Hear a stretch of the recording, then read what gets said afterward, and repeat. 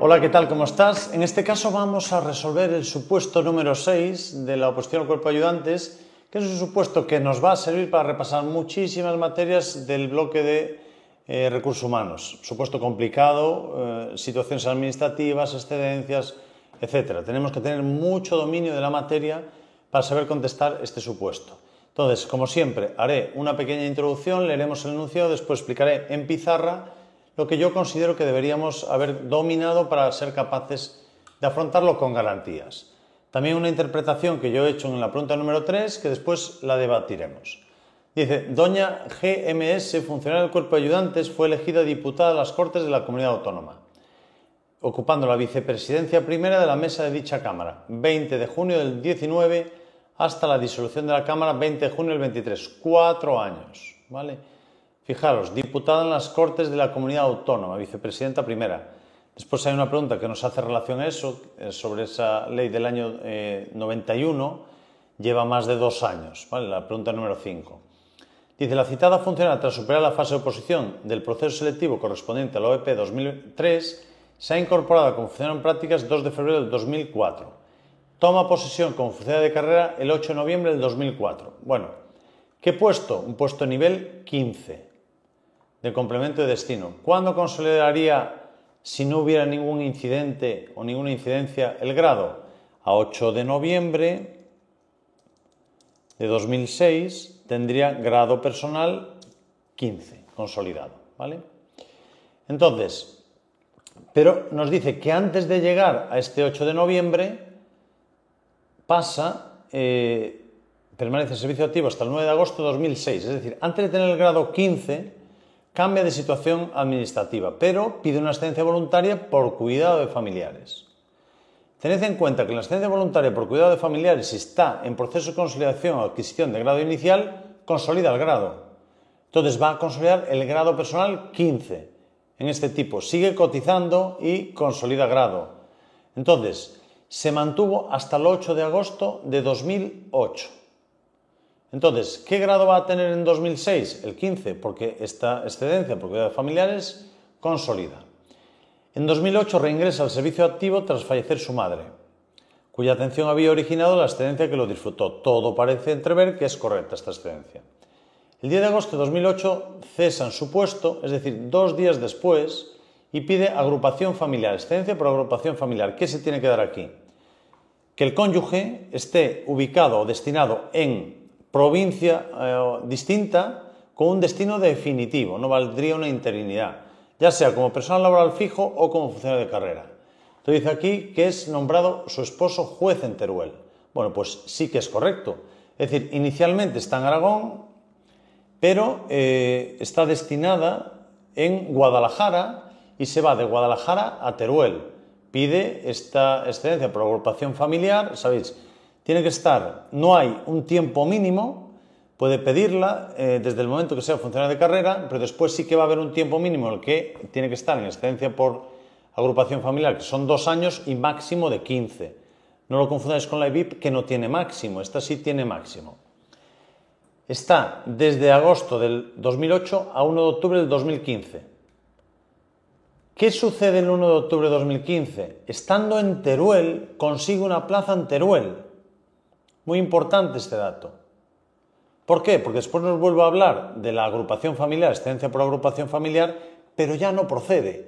¿Por qué no procede en este caso la agrupación familiar? Porque solo se la daría en el caso de que su cónyuge estuviese ubicado en otra localidad. Y no es el caso.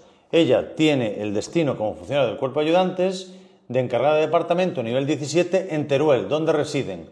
No puede pedir por agrupación familiar cuando su cónyuge está destinado en el mismo sitio. Y esto es importante de cara a la resolución del supuesto.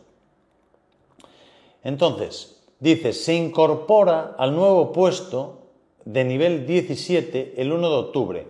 Desde aquí, sabéis que tenía un grado personal 15, desde aquí empieza a consolidar el grado personal 17. ¿Cuánto necesita? 2 años. De forma continuada o 3 con interrupción, ¿vale? El 28 de septiembre cesó para pasar de nuevo a agrupación familiar. La única situación que da por válida, para que podamos dar por válida la B en la 28, es este cese. dice que cesa por excedencia por agrupación familiar, pero esta excedencia por agrupación familiar no es correcta. Tendría que, en su caso, haber pasado a servicios especiales, porque no puede pedir agrupación familiar, porque su cónyuge está en la misma ubicación, en Teruel, ¿vale? Situación administrativa en la que continuaba en el momento de tomar posesión como diputada autonómica. Cuidado con esto. Entonces, este cese, cuando hay un cese, produce interrupción, por eso nos dan la 28, la B como correcta. Pero debería haber sido, en este caso, una situación de servicios especiales. Sabéis que en servicios especiales sigue consolidando grado y servicios especiales no hay una reserva de puesto. Le van a asignar un puesto de las mismas características en función del grado personal que tenga asignado, pero puede darse el caso que estaba en proceso de consolidación de un grado inicial superior al que tenía consolidado. Entonces, cuando reingrese, si le ha dado tiempo a consolidar ese grado, reingresa al puesto en función de lo que tenga consolidado.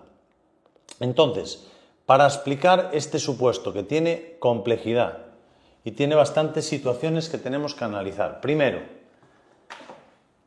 vamos a hablar de la excedencia voluntaria por agrupación familiar. No hay mínimo, sí que hay que ser funcionario de carrera y después, desde que se le concede, mínimo 2 años, máximo 15.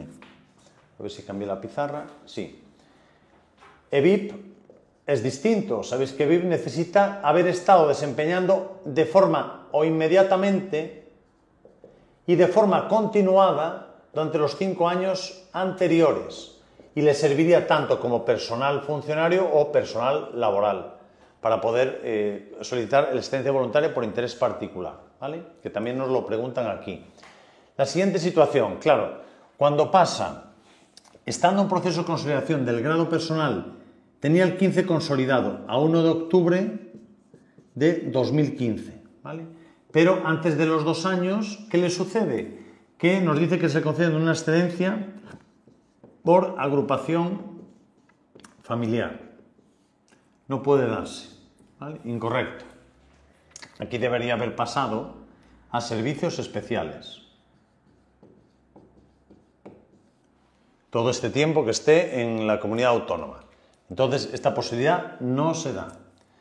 Bien, vamos a ver las respuestas que nos da el enunciado y las vamos contestando.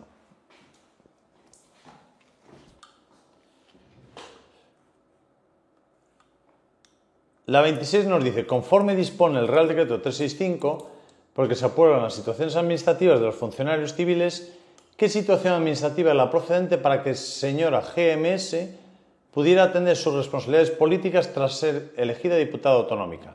La opción es servicios especiales, como os comenté antes. No puede darse excedencia por agrupación familiar porque es incorrecto. Necesitaría, en este caso, que su marido estuviera destinado en una ubicación diferente. Como ha obtenido la plaza en el cuerpo de ayudantes, automáticamente, en la misma localidad que está destinado su marido, esta excedencia por agrupación familiar no sería posible. La D no se puede dar en ningún caso, ¿vale? La 27 nos dice, si la situación administrativa en la que debió quedar tras ser elegida diputada autonómica fuera excedencia voluntaria por interés particular, reúne los requisitos precisos. Bueno, una EVIP necesita haber estado trabajando los 5 años inmediatamente anteriores. No está porque llevaba 1 año y unos meses, entonces no se daría. Fijaros que vuelve de la excedencia por agrupación familiar desde el 8 hasta el 15, son 7 años, y lleva 1 año y pico cuando pasa a ocupar la plaza en la comunidad autónoma. Entonces no se podría dar. Tenemos que responder que no se podría, no, ya que no prestó servicios efectivos durante los 5 años inmediatamente anteriores a la solicitud. 28. El 5 de julio de 2019, tras ser elegida diputada a Cortes, presenta una solicitud para la que le reconozca el grado correspondiente al nivel 17. Aquí el tribunal da la B. Entonces, nos hacemos, bueno, para mí, entre la B y la D, pero hay un cese en la actividad, se considera interrupción, entonces 3 años necesita. No había justificado los 3 años precisos para consolidar un nuevo grado, interpretando este cese como interrupción, ¿vale? Entonces, por eso da esa por válida. Bien, tras su cese, solicita el reingreso al puesto como funcionaria. ¿Cómo debe actuar la Subdirección General de Recursos Humanos a tenor de lo dispuesto en el 364? En esta reincorporación, este puesto no tiene reserva, entonces la A no puede ser. Al hallarse en excedencia voluntaria por interés particular, debió incorporar el puesto que tenía reservado. La excedencia voluntaria tampoco tiene reserva de puesto y no estaba en esta situación administrativa, estaba en servicios especiales. Entonces, esta tampoco valdría y la D nos dice, debió adscribirla provisionalmente a un puesto en el cuerpo de ayudantes que a su juicio fuera de necesaria cobertura, ¿vale?, de entre las plazas que estén vacantes. La 30 nos dice, presenta un documento en las Cortes Aragonesas que acredita el tiempo que ha ostentado la condición de diputada de las mismas y en consecuencia reclama el reconocimiento del grado correspondiente al nivel 30 de complemento de destino. Es decir, desde que vuelve al cuerpo de ayudantes pide que le reconozca el nivel 30. Bueno, esto no se puede dar. Es decir, el grado no viaja con el grupo subgrupo. Ella no es funcionaria del subgrupo A1, entonces no va a adquirir nunca un grado personal por el desempeño de un puesto nivel 30. Mientras esté ocupando el puesto nivel 30 puede cobrar ese complemento de destino, pero nunca va a adquirir un grado personal, porque no es funcionaria de ese subgrupo. Entonces no puede hacer un arrastre de grado. No sería posible. El grado personal no adquiere grado porque ya es del cuerpo de ayudantes. Solo adquiriría dentro de su intervalo de niveles, del 16 al 22, que es lo que se aplica a día de hoy. Y después nos dice, y el reconocimiento del complemento de destino correspondiente al de director general, en virtud de la ley 31/90. Esta sí es correcta, porque nos dice que tiene que ser al menos durante 2 años. Entonces, la correcta sería negativa en relación al reconocimiento de grado y positiva en relación al complemento de destino de director general. Correcta, la opción A. Vamos a ver el supuesto número 7. En este caso nos dice, en el Centro Penitenciario de Ronda se decidió iniciar un expediente para la contratación de recogida de basuras. Bueno, todo hace entrever contrato de servicios. Su oficina de administración encargada de iniciar el expediente ha sufrido muchos cambios a raíz del último concurso. Al nuevo personal destinado en dicha oficina se le plantea una serie de dudas en relación a su tramitación. Bueno, el tipo de expediente, sencilla esta pregunta. Sección 16, Ministerio del Interior, Orgánica 05, Secretaría General de Instituciones Penitenciarias, 133A, Instituciones Penitenciarias y después capítulo 2, Gastos corrientes en bienes y servicios, ¿vale? Recogida de basuras, un gasto imputable al capítulo 2. No os confundáis, nosotros tenemos un único programa que es el A133A. Antiguamente había el programa 133B, pero actualmente ya no existe. Opción de Dinamarca. Segunda pregunta, muy difícil, ¿vale? ¿Por qué? Porque nos intentan confundir. Con el artículo 100, en cuanto al PBL, la opción A, el precio se incluye en el importe, pero el IVA puede ir como partida independiente, pero no vale que nos digan no se entenderá incluido. Sí se incluye en el importe. Nosotros compramos o pagamos con IVA, ¿vale? Es decir, el precio siempre va con IVA. Después la B nos dice, el precio del contrato podrá ser revisado en el capítulo 3. No hay capítulo 3 dentro del título 3, hay 2 capítulos dentro del título 3, entonces esta ya la anula. En el contrato podrá preverse la totalidad o parte del precio sea satisfecho en dólares. Sí, esta es la única que vale. Así lo dice el artículo 102 en su primer apartado. Y la D, ¿por qué es incorrecta? Porque dice no podrá realizarse, sí podrá realizarse mediante la entrega de otras contraprestaciones. Pregunta muy compleja, ¿vale? En el año 2024, tras unos meses de ejecución, la empresa High Trust SL empieza a tener problemas económicos y plantea la posibilidad de realizar una cesión del derecho de cobro conforme al 200. El derecho de cobro nos dice que el requisito imprescindible es que tiene que haber una notificación que se ha hecho de forma fehaciente. Entonces, ¿es posible la cesión del derecho de cobro? Sí, la única válida sería la A, siendo requisito imprescindible para que sea efectiva frente a la Administración que se notifique de forma fehaciente la cesión del mismo, ¿vale? Bien, la 34, cuando hablamos de la garantía, sabéis que cuando se le impone penalidades a un sujeto se le va a tirar contra la garantía definitiva. Y ahí tendríamos que hacer una reposición o reajuste, depende si hemos gastado todo el dinero de la garantía o si necesitamos incrementarla. O se repone íntegramente o se reajusta. ¿Cuál es la diferencia? Si me han gastado todo lo que tenía de garantía, la tengo que volver a reponer. Si yo he gastado una parte y me queda una parte restante de garantía, la reajusto. Entonces sería correcta la opción de Dinamarca. ¿Quién tiene la autorización de la retirada de la garantía definitiva? Nos vamos a la orden 131/2023, entre las competencias que tienen los directores, porque el contrato es dentro del ámbito del centro penitenciario. La retirada de las garantías en los contratos definitiva, en este caso, sería competencia del director por delegación del ministro.